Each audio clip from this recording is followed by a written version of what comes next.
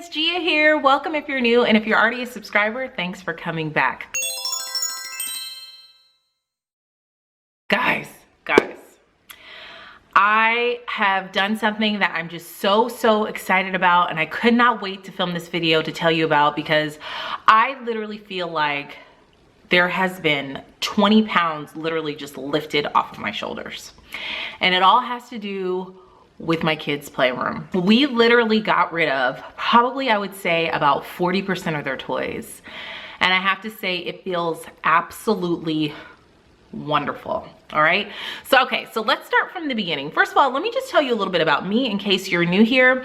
I am not a naturally organized person. It's not like I dislike organizing, but I'm not one of those people that sees like a really disorganized room and like cannot wait to just start organizing it. Like, that's not my idea of fun. It's actually a really hard process for me. And what I discovered through this process is that the part that's hard for me is the decision making. And let me tell you, I didn't discover this on my own, really. It's all attributed to a book that my friend wrote called Declutter in 20, but we'll talk about that in a minute. But I would see this mess in my playroom and I'd just be like, I don't know, I just felt heartbroken. I felt like, you know, I was failing as a mother of this aspect of motherhood, just trying to like overbuying stuff for them and then allowing people to buy too much stuff for them. I mean, they have two sets of grandparents that love them dearly and an aunt that loves them dearly and spoils them rotten and wants to just buy them all this stuff. And I felt like I was failing, you know, when it came to having a really structured, organized space for them to play in. And the problem was, like, when I became a mother, like, I never realized how much stuff came with kids. Like, I don't know, I guess you would hear people say it, but I never really, you know, put it into action myself, and I never really implemented a plan once I became a mother, you know. And as your kids get older, they start liking different things, and as you get more stuff, you have to clear old stuff out. And that's what I wasn't doing for 5 years. You know, Zara's 5 now. So their playroom would get so bad, and I've been on this huge decluttering kick. You know, I decluttered. It all started with the toy bin downstairs. If you haven't seen that video, you can tap this eye right here.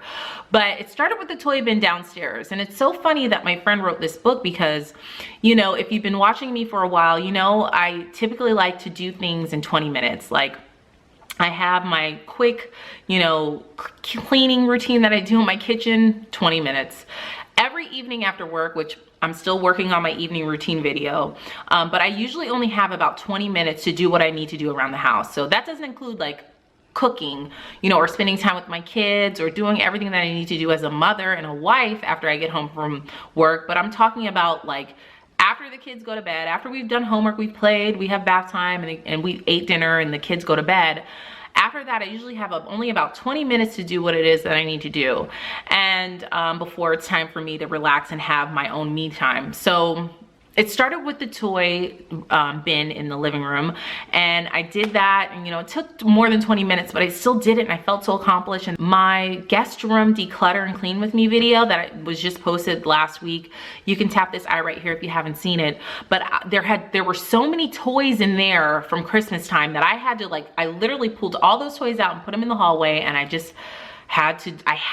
forced me to like continue and declutter the toys, because I just didn't want to throw them in the toy room and make it look even worse than what it already was. And my friend told me about the book that she was writing and how she can help me. And literally, guys, it has changed my life, because it made me feel like I can do it. Because the biggest thing with that toy room was it was such a mess, as you could see in the footage. Like, I didn't know where to start. I always felt like I just don't have enough time. Like, I can't dedicate a full 2 days to declutter this room, and I didn't want to, you know. And what's so great about my friend's book is that it breaks it down for you. It shows you how to break it down in little small 20-minute increments, just something that you can do in 20 minutes each day to get closer to your goals. Because it's those small baby steps, those small wins that I always like to say on my channel, that can accumulate to a great success or something huge that you want to just scratch off your list. I have been writing declutter the toy room or toy declutter in my planner for probably the past year. I mean, if you haven't seen my last plan with me video, you can tap this eye right here. But honestly, like, I have been wanting to do this. So, all right, that's enough of me babbling on. Let me show you guys the results. First of all, we got rid of at least 5 huge garbage bags. I'm not talking like small kitchen garbage bags. I'm talking like those huge lawn and leaf bags. 5 of those full of toys, all to donations. And we did Goodwill. We did a stick house that houses women and children, battered children. We donated to them, and it has been wonderful. We donated a huge box full of stuff, some of my kids' shoes. Like, it is wonderful, guys, and the results of my playroom are amazing, and it feels so great. I always thought that I would like regret it if I got rid of too many of their toys, or that I was gonna feel like I'm taking away from them, but I made the process really positive for them. And honestly, I learned that they really just didn't care. All that extra stuff they did not even need, and they didn't even care if they had it or not, because it's not about how much stuff they have. It's about you spending time with your kids and them having things that's going to help educate them, help them to think critically, help them to problem solve. You know, Zara does go to a Montessori school, and I felt like it's hypocritical for me to have her in a play space that's not Montessori-like, so drastically different from her school. So it's not that, you know, I took away everything and I'm saying I'm never going to buy my kid a Barbie again, but I'm just saying that I want to really be thoughtful in what I allow people to buy for them and what we buy for them. Another blog that I really liked during this process is called Simple Families, and she definitely has a minimalistic playroom. Now, don't get me wrong, I'm not jumping on the minimalism bandwagon. I'm far from a minimalist, but I loved her idea about having closed toys and open toys in your playroom. Now, a closed toy is something that you do, and then there's like a finished product. So like putting a puzzle together is a closed toy. Something where there's a finished project, like, you know, like where you do it and then that's it, you're done. Building, you know, a specific, like Legos or something like that, building a specific thing for Legos, like you build it and then you're done. Whereas an open toy, it's just like constant play. There's no ending to it. So a good idea of an open toy is like a doctor's kit, or a dollhouse, you know, play kitchen or something like that, where they just can have constant play. And she was saying in the blog that you should try to have like 75% open toys to 25% closed toys. And that really struck it. Like, I really paid attention to that, and I really tried to notice that in our room, like what toys were closed and what toys were open. Another great thing about my friend's book, which you can click the link down below. The book is super cheap. It's an ebook for $15. You can download it right now. It comes with a planner and everything. I mean, she shows you step by step what to do. And it's a quick and easy read as well.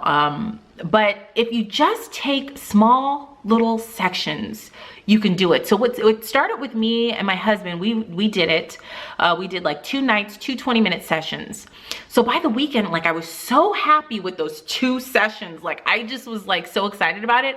I ended up that weekend finishing the entire room, and it didn't feel like such a chore because, you know, I had my right path. I just had to instantly make the decision as soon as I held it, what I was gonna do. Now, you cannot Marie Kondo your kids' toys. You just can't do it. You can't say, I couldn't say to my 5-year-old, pick this up, now tell me, does it spark joy? Like, she would look at me like, what are you talking about, Mom? So I had to make the decision for them about what I wanted their playroom to look like, and just move forward from there and just let it go. We got rid of some brand new toys. We got rid of, you know, some toys that they just got at Christmas time. And then I didn't get rid of everything. I still kept some of those things in there, but now everything has a place. Everything has a place, whereas before it was just like everything was thrown everywhere, and I would just throw it in different cubicles, I throw it in the closet just to clean up the room. Now everything has a specific place. When they play with something, they can put it back. I'm just so excited, guys. And so if anybody has like a daunting project or a daunting task, or just want to just declutter their house and get organized, I highly recommend Declutter in 20. It's an awesome book. For $15, you can't beat it. So I'm happy, like, and I've been on a decluttering kick.